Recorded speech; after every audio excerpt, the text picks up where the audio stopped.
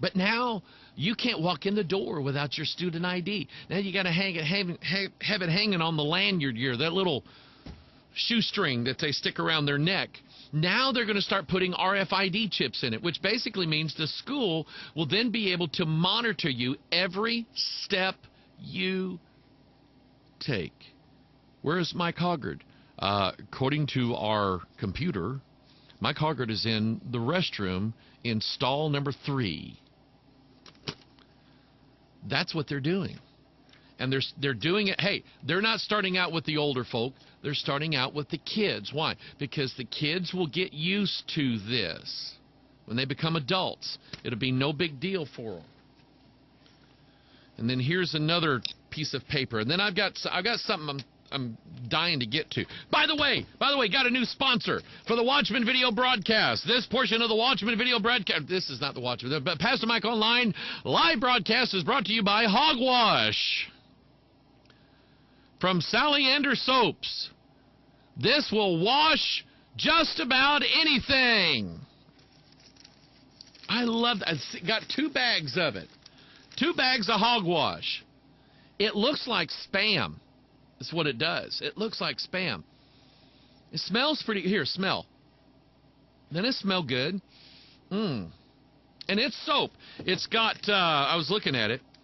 It's got made from all our soap and lots of cornmeal for scrubbing. It's got cornmeal in it to scrub with. This is the perfect scrub for mechanics, gardeners, and kids. And this is a bunch of hogwash. I love it. Thank you. I don't remember who sent it to me. Thank you for sending that. I don't remember because I don't open the mail anymore. I just go down to my office and find stuff on my desk. Dad, somebody sent you this. Whoever, if it was you, thank you very much. This was cool. All right. Let me put the hogwash back in the little baggie over here. Set it over here. I appreciate that. Ephraim Taylor accused of $11 million Christian Ponzi scheme. A Christian one. Ephraim Taylor stepped into the pulpit with the ease of preacher's son, taking the microphone at the New Birth Baptist Church in Atlanta, where the powerful pastor Eddie Long was introducing him to the Sunday morning crowd. Everything he says is based on the Word of God, Long pledged to the members of his megachurch, but Taylor wasn't a visiting minister. He was a financial advisor, one who claimed to have made his first million after he turned 18, and he promised he could do the same for his fellow Christians. We're going to show you how to get wealth. Remember now, if what they're doing is based upon covetousness, then the Bible just told you, number one, they're making merchandise of, this guy is not at this church to show these people how they can make a lot of money. He's at that church to get those people to give him a lot of money. That's what that's about. Don't ever forget that. When they get on TV, I can't remember some of these names. There's a guy right now, I would love to just pray for him. I almost think of his name. He's got a beard, real kind of skinny beard. You can tell the guy's in his 60s, maybe close to 70, but he's got jet black hair. Did God heal him from gray hair? I can't think of his name, but and everything he does is about sending him all kinds of money because God's going to give it back to you. And I'm going, you know what? If that's true, why don't God just give it to you to begin with? Instead of having to go through the church people. It's absolutely people. Anyway, we're going to show you how to get wealth and use it for the building of his kingdom. That's a lie. That is a bogus lie. Taylor shouted to the congregation one morning in 2009. It was all part of what he called the Building Wealth Tour, which crisscrossed the country touting his investments and financial advice.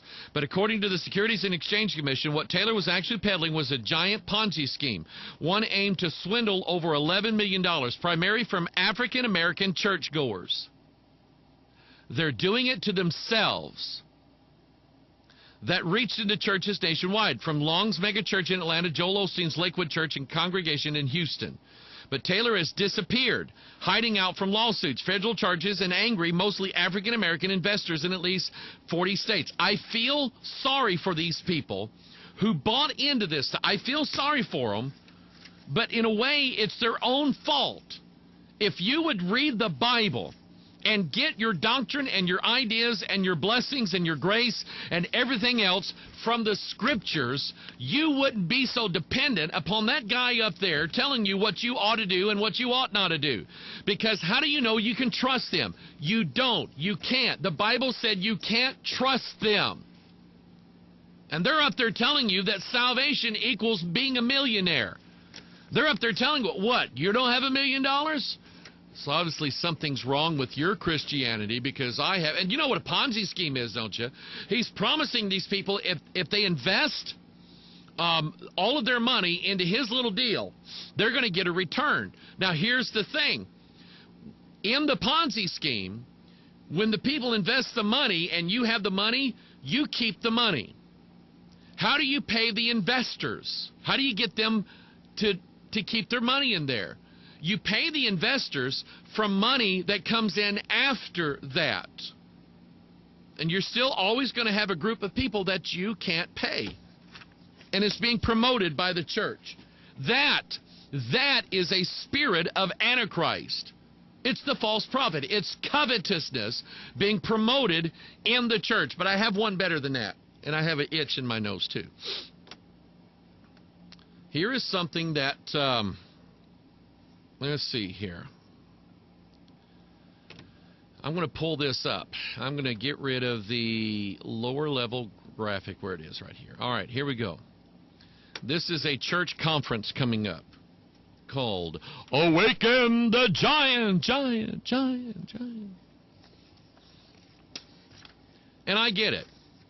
I look at this for half a second, and I get it. If you look up at the top where it says Awaken the Giant, over there to the left-hand side, your left, next to the letter A is a little graphic there of some big guy flexing his muscles.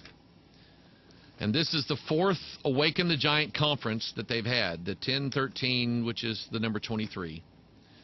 The 1013 Giant Conference. God, the Father factor, no relationship is more important. Now, what does this have to do with anything? Awaken the Giant. This is related to, let me put my email address back down here in case you forget it.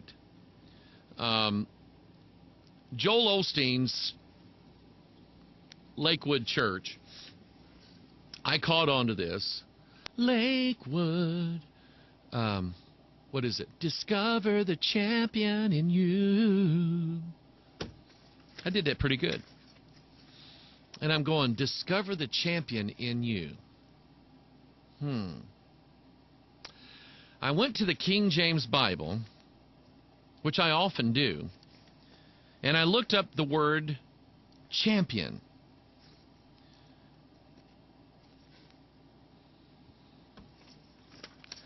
Goliath. He's the champion. Now, if you remember from what was it? The second Giants DVD that we did, which, by the way, little program note, there will be no Pastor Mike Online Thursday. I will be in Pennsylvania, Gettysburg, Pennsylvania, at the Wyndham Hotel. I will be speaking Friday night at 7 p.m.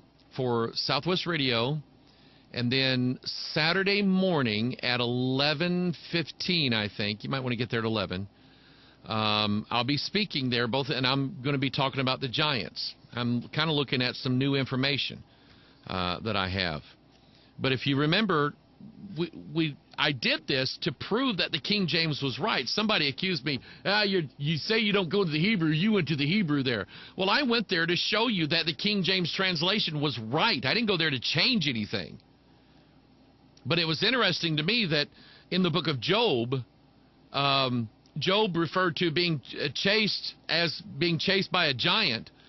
And that word there is Gibor in the Hebrew.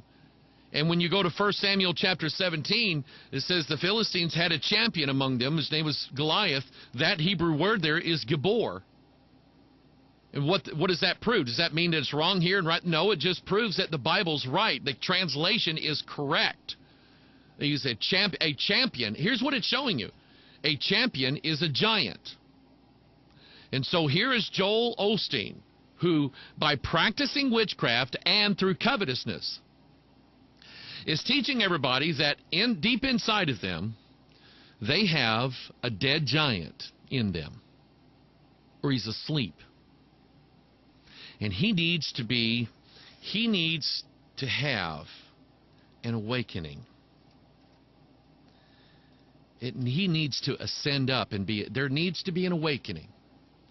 And so the champion that they sing about in Joel Osteen's church program is that spirit of Antichrist. I'm going to show you some scriptures related to this. I don't know how many emails I get to. I was kind of pre-reading some of them. They look good. My only regret, I'll be honest with you, my only regret some days is that I can't sit here all day long and talk. You know what? I might do that one day. That would be interesting. Huh. Anyway, we'll think about that. And all day long, Pastor Mike online. I'd be really tired. But anyway, here is this giant that's dead and he's asleep. He's dormant inside of you. When you hear talk about the genius in you, or awaken something in you, or your potential lies in you, but it's dormant and needs to be awakened, it's a subtle reference to something that you and I both right now have inside of us, and it's not good. That's what that's a reference to. And so they talk about discover the champion in you, and then this conference is Awaken the Giant. And it's this idea and this concept that you have a giant on the inside of you. That you could really, you could just really be somebody if you wanted. Why, you could be all-powerful. You could really be a super dad. You could be a super businessman. You could be a great salesman. In my days of network marketing, if you don't know what that is, that's Amway, and there's some other organizations. We were in Amway twice, Lisa and I. Didn't do very good, but I joined another one called Renaissance, and actually made some money. Was starting to do pretty good. Had a pretty big multi-level networked organization, and then the guy took all the money to Mexico. Not making this up. Well, that put me out.